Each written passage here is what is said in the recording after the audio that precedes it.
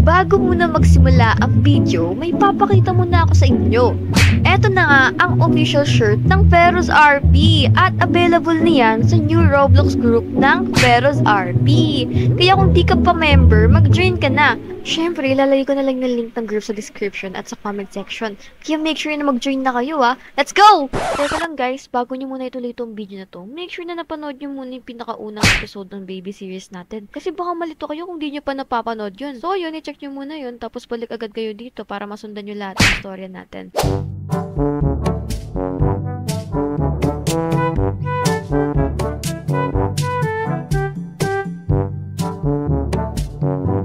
Grabe, Monday na naman. Ang bilis talaga ng araw, no, Dan? Kaya nga, ate. May pasok na naman yung mga bata. Gisingin na kaya natin? Sige lang, ate. Gisingin mo na. Sige, tara.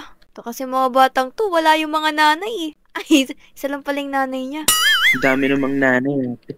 Kaya nga, kalat pa ng mga batang to. Kailan kaya natin makikita yung tunay nilang magulang? Di ko alam, ate. Sana hindi na bumalik yung magulang nila. Pinabayaan lang sila sa kalsada. Kaya nga, tsaka naaalagaan naman natin na mabuti yung mga bata eh. Oo. Ayan oh. Si Brownie, gising na ata. Parang gumagalaw na naman siya habang tulog. Asan si Pinky? Parang nawawala na... Ayun! Si Pinky atay nasa ilalim. Ay. Gulo ng kwarto. Kaya nga eh. Hindi ko ba alam kung saan nanggagaling yung mga gamit na ito. Parang araw-araw na dadagdagan. Singin na natin. Oy, gising na! Gising na, guys! Gising na, mga bata! May pasok pa kayo! Gumising na kayo dyan! Botchog! Tayo! Ay, anong oras na? Tatangali na, ayaw nyo pa bumangon. Wala atang pasok ngayon eh. Nasanay lang kayo, porket sem break. Tara na nga, kumain na tayo sa baba. Anong ulam? Ano? Sinigang mix. Walang baboy? Wala, syempre, sinigang mix bago yun. Miss na kasi kayo ni ma'am. Miss na kayo ni ma'am Rambunat sa room. Kaya Bansot ni Ma'am Rambunat eh. Napian pa nga yun eh. Laki ni Botchok! Laki ni Botchok! Hala, sumasayaw na naman siya. Ay, Tipidin niyo yung mga pagkain niyo, ha? Sarap yan. Uy, mga bata. Paano kung bumalik yung tunay niyong magulang niyo? Yung nag-iwan sa inyo sa plaza? hindi na ako sasama dun, syempre. Paano yun? Kasi pag ginanap ko yun, tapos hindi naman kami yung tunay na nagpalaki sa inyo, tsaka hindi naman kami yung tunay na magulang niyo. Ano, iniwan nila kami. Syempre, mali yun. Dapat hinanap naman kami. Wala na kaming choice. Dapat magsusumbong na lang kami sa polis na iniwan kami niyan sa kalsada. Oo nga pala. Ba't nga uli kayo iniwan ng magulang niyo sa plaza? Dahil sa scatter! Ay, Song it. tong it's. sugal yun ah. Kaya nga, kaya pala ganun yung nanay nila. Sa galera. Tapos, di ba meron pa kayong sinabi nun? Saka di niya kami inaalagaan ng mabuti. Buti na lang, di kayo sinaktan, no? Pero sana di na sila hanapin o kaya bawiin ng mga magulang niya. Nung nanay nila kasi nasa mabuting pangangalaga naman na sila ngayon eh. Oo nga, mabuti na yan ngayon. Tara na, huwag na kayo maligo. Hindi naman kayo naliligo eh. Malalate na kayo, bilisan nyo na kumilos. Dahil mayaman na tayo, plano kong kunin ulit sa kanila yung mga bata. Alright. That's a good idea, my love. Or should we find it, love? Baka napunta na yun sa mga yayamanin rin. Pero, Yeah. mas kailangan natin sila kasi wala tayong ma-hire na mga kasambahay dito. And baka gusto nilang bumalik kasi marami na tayong pera, love. Of course. So, ano, love? Tara na? Let's go na, my love. Tara, love. Siguro miss na kayo ng teacher nyo sa school. Ang tagal ba naman ng sem break nyo eh. Opo, ate. Miss ko na si Ma'am Rambunat eh. Parang may mga bagong tao dito sa school nyo. Parang ang yayaman, no? Baba na kayo, baba na. Ayan. Kuya Dan, huwag ka kayo dalang pera. Ito yung ano nyo, yung baon nyo. $1,000,000, $1,000 pesos to. Wow! Ayan. Mas mayaman ka pa ata dun, no, sa mga mayayaman dun. Lo, di naman siguro ah. Titignan mo naman yung kotse nila, tas may entrance pa sila oh. Ay, parang nagbabato pa ng pera. Ba't ganun? Ang tagal ko na dito sa school pero hindi pa rin kasi sa akin tong damit. Hindi ka kasi nagda-diet eh. Ang lakas mo kasi kumain. Ano yun? Ate, magtulong ka na nanay namin dati. Sino yan? Miss? Hello, Miss. Hi. Hello po, madam. Sino po kayo? Ay, hindi mo ba ako nakikilala? Hindi. Ako lang naman ang nag-iisang mayor ng Brookhaven. Mayor?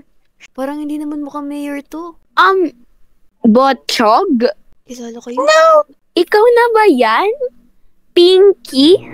And, Brownie? Di po kami yan. Mga anak? Anong anak? Di ka nga namin kilala. Anong di kilala? Ako yung pinakamabait yung mother. Pinakamabait namin. Ikaw, babae, tinuruan mo ba tong mga anak ko na magmaldita sa akin? Ay, teka lang po, madam. Iniwan niyo po yung mga bata po sa daanan sa plaza. Tapos, wala naman ako magawa di tinulungan ko sila. Pake mo? Ay. Ha? Ala, Bakit? Anong bala ko sa mga bata? Edi, babawiin sa inyo? Ala. Kasi, mas mapapalaki ko yan ng maayos kasi mayaman kami and mayor ako. Ipapakulong namin kayo. Sino naman to? We're gonna sue you. ala, sino ba yun? I am the one and only husband of this person, the mother of those childs. Brownie? Tatay mo ba yan? Hindi. Bakit ganyan? Mukha namang foreigner yung tatay nyo. Parang nakapag-asawa lang tong nanay nyo ng foreigner. Ang yabang na. Bakit? Bakit? Ano ba palang mga trabaho nyo? At parang mayayaman na rin yung mga anak ko at pinalaki nyo ng maayos ha. Gusto ata nilang malaman kung ano yung trabaho natin, Dan. Sabihin na ba natin? Sige ate, sabihin mo na. Sige. Yabang ng mga yan. Ito lang naman yung trabaho namin. Ito, kita nyo ba to? Ano ka ngayon? Vlogger ka. Oo. Di ba halata? Pero mas sikat pa rin ako. Ano yun? Ako nga, meron akong 500k subscriber. Hindi ko nga nakala eh. Anong hindi kilala? Ha? At kayong tatlo, sara na nga at umiwalay nga kayo dyan sa dalawang taong yan. So, tinuruan mo nga pala talaga sila magmaldita sa akin, no? Sandali lang, madam. Di ko sila tinuruan maging maldita. Naging ganyan sila nung iniwan mo sila. Kung hindi nyo naman talaga ibigay yung bata, tatawag ako ng pulis dito sa iPhone 17 Pro Max 2TB Philippine ko. So, Ano? Ano ba? Sarili mo nga mga anak, itinatakwil ka na? Kukunin mo pa? Hoy, ikaw, lalaki. Wag mo akong sinasagot-sagot dyan, ha? Ay, ganito na lang. Sige na, Botchog. Since tunay mo naman na magulang yun, wala naman kami magagawa. Kasi baka makulong pa kami. Di naman kasi kayo tunay niyong magulang, kaya dapat kunin na kayo ng tunay niyong mama. Ayan o. Baka gawin kami utusan yan eh. Basta, ako bahala. Pag may ginawang masama sa inyo yung nanay niyo, papakulong ko yan. Basta sumama lang muna kayo sa kanya sa ngayon. Okay po. Ate. Pangit na! Danzel, grabe pala yung nanay nila, no? Parang ang sama na ugali. Kaya nga ate, tsaka usapan natin, ihahatid lang natin sa eskwelahan nila. Ngayon, inihatid natin sa magulang niya. Binangga ka pa ata nun.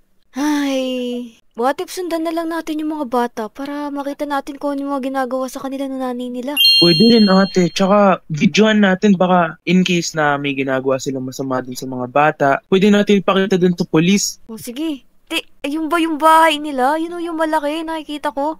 Oo ata dun ate. Tara, punta natin, Bili. Para nga silang corrupt na gobyerno. Tignan mo naman yung bahay, ang laki-laki. Kaya nga, foreigner pa yung asawa. Oo nga, naging mayor lang, yumaman na. Dating nagtotong its, ngayon mayor na. Kaya nga. Scatter lang siya dati. Ako ng bahay, parang ganito yung bahay ko dati. Binenta ko na yun kay Mang Berto. Baka ito nga yun. Laki ng bahay, dalawa lang naman sila mag-asawa nakatira. Kaya nga, baka nga inutang lang to ni Mayor. Tingin sila ate. Ayan.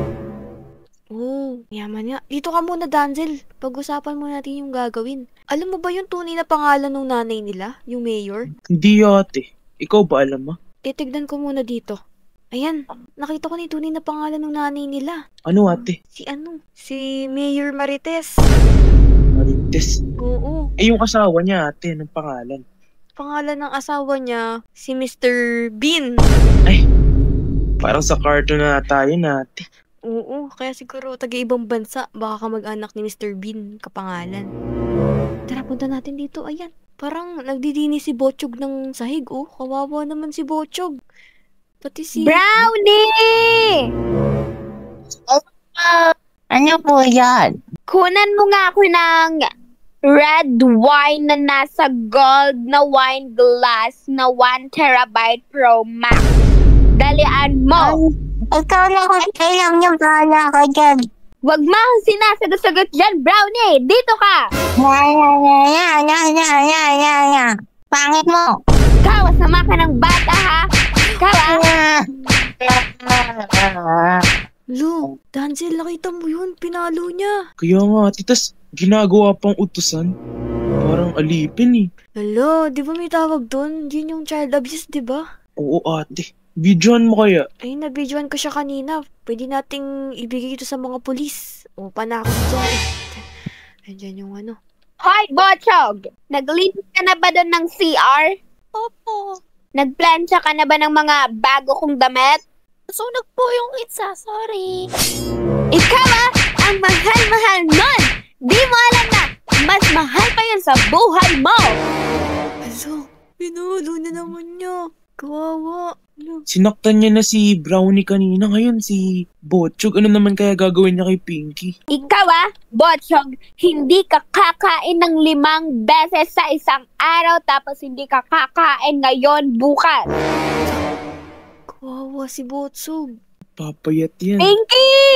Asan ba si Pinky? Bakit po? Lagwalis ka na rin ba? Apo, tapos na rin po. Lilinisan mo na ba yung sasakyan? Hindi pa po. Hindi naman po ako marunong maglinis naman eh. Ikaw ang spoiled mo talaga. Ow!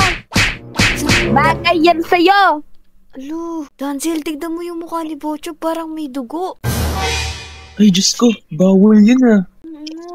Love, gusto mo ba mag-shopping tayo? Wala na kasi akong mga magagamit na bag eh. Oh, sure, love. Let's shop all you want. Bye. Let's go. Tago. Love, how about Why? this kid? Oh, just forget them. They are so nothing for us. They might escape. Let's lock them. No, it's okay. It's okay. Don't lock them because they will die there. Oh, okay. Let's go now. Anong klaseng English yun? Tara, pasukin na natin yung bahay. Ate! Hala, pinalo kayo ni Mayor Marites. Oo nga, bakit niya ito? Ano, kapag di namin sinunod yung utos niya, ulitin niya yan. Di pa namin kayo pwedeng itakas kasi di pa naman sapat yung ebidensya. Tsaka baka mamaya bumalik sila dito tapos baka pati kami paluin. Ate, ngunin mo na kami. Ngunin namin dito. Huwag kayong mag-alala. Itatakas din namin kayo dito. Oo, pero hindi ngayon. Kasi yun nga, mainit yung dugo ng mayor ngayon. Baka mamaya ipatumba kami dun. May dugo sa mukha ni Pinky tsaka sa akin. Tsaka kay Brownie. Danzel, gamutin mo muna sila. Lagyan mo muna ng band-aid. Hala. Dito. Oh no. Hi, kayong mga bata kayo. Magsitayo na kayo dyan at mag-prepare na kayo ng food para sa amin.